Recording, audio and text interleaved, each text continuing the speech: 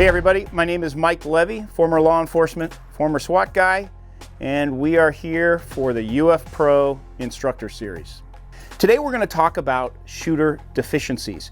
And all of us experience some level of deficiency, whether we're a beginner shooter, an intermediate shooter, or an advanced shooter, and we need to rectify those deficiencies by identifying them first. So what I'm going to address particularly is sight picture and sight alignment.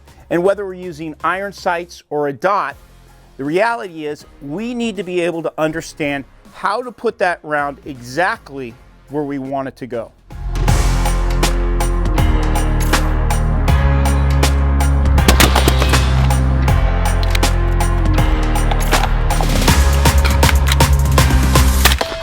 Now, some of you might be a little surprised I picked such a trivial, basic, fundamental like sight picture and sight alignment. It's something we practically learn the first or second day of picking up a firearm and actually using it.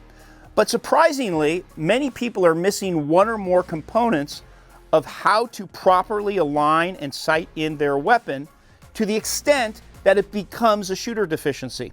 If you think about it, of all the fundamentals that we deploy and we learn, only one of those is not open to individual interpretation. And that is sight picture and sight alignment. The rest of them, the way you stand, the way you interact with the gun, can be very much an individual interpretation. And there might be multiple ways to accomplish that. But generally speaking, if you don't know how to sight in your weapon properly, you're not going to be able to put the round where it needs to go. I break marksmanship down into three simplistic categories. Number one, I got to be able to sight in my weapon. Number two, I need to be able to press the trigger without disrupting the sight picture I just achieved. And lastly, if I want to shoot at any rate of speed, I got to put some element of control over that weapon. Let me show you why only two things matter when it comes to marksmanship. Throw me those, thanks. And that is, I'm going to stand like no one wants to stand with your feet together. I'm going to grab the gun with my support hand with no purchase. I'm going to use a finger that I don't normally press the trigger with, which is my middle finger. And I'm going to just kind of line it up on that target at about 40 yards. And oh wow, I was able to hit that target. Well, the reason I was able to hit that target is because two things took place. Number one, I was able to sight in my weapon effectively.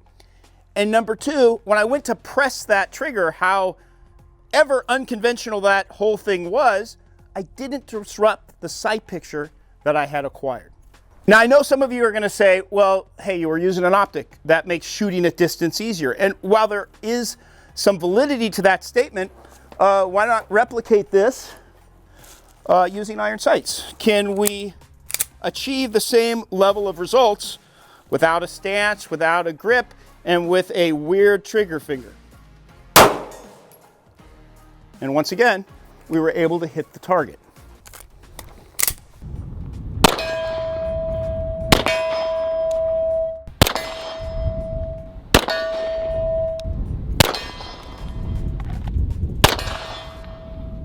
So while these look like fancy trick shots, they're really not. And you can see Ronnie and I did a bunch of funny looking platforms, unconventional shooting platforms, upside down, inside out. It didn't matter because the two things that were being followed was the fact that I was able to understand and acquire a sight picture.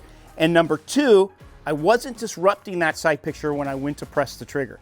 So this reinforces everything that you do with this weapon. Whether it's moving, whether it's standing still static, or upside down on your back, the same principles are going to apply.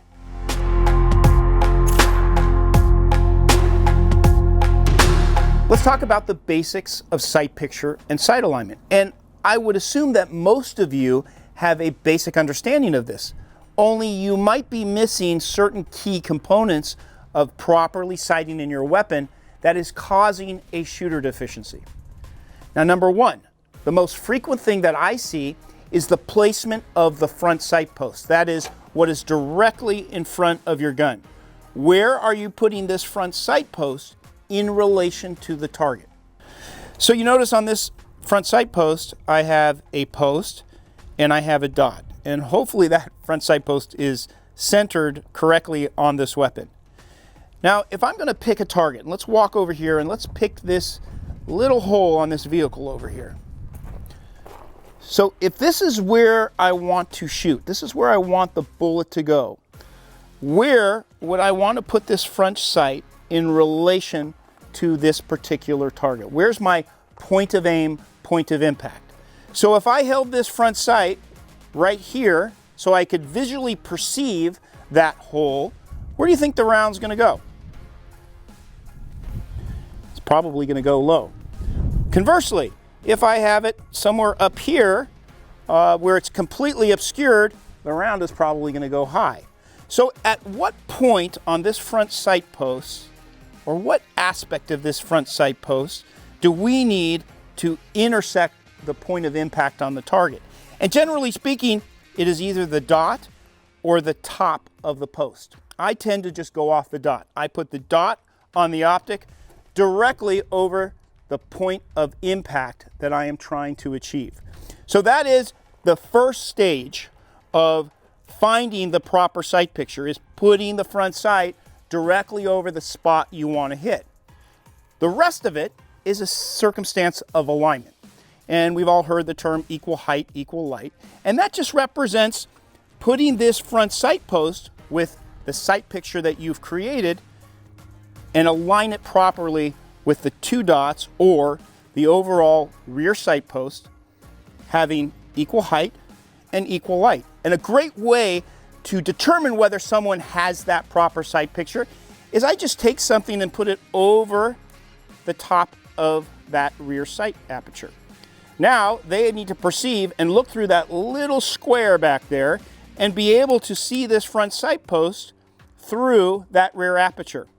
And you will find, surprisingly, that a lot of people end up modifying their sight picture when you do that, which says that, man, they weren't really perceiving that high degree of alignment that was necessary to hit that little small target. Now, the last component of this is the focal shift. And this is another huge one when it comes to sight picture as a shooting deficiency. And focal shift simply means, well, what am I looking at when I go to press the trigger? When using iron sights, it requires you to look at the target and make a focal shift back to the front sight, meaning the front sight is clear, the target is blurry.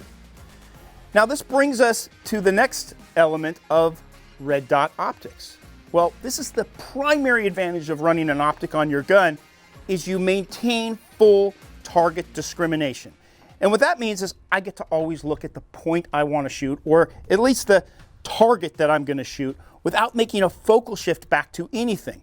So whether I'm 1 yard from the target or 100 yards from the target, I can perceive the target I am shooting in plain sight. There's no focal shift, there's no blurriness.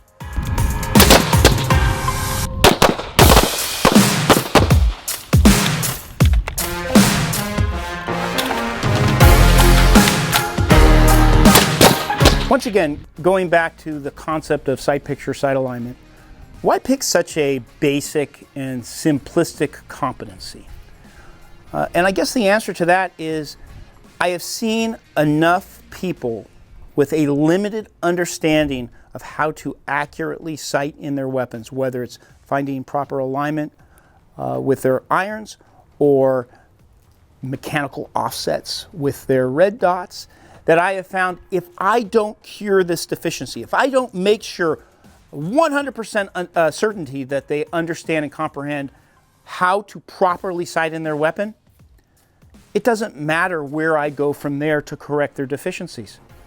And really the devil is in these details, and this is why I digress back to the most simplest concepts, because it is just a process of elimination. If the student understands how to sight in their weapon, then that is no longer the issue. Something else is occurring as part of their deficiencies. And now I can go on to the next evolution. Maybe it's their trigger finger.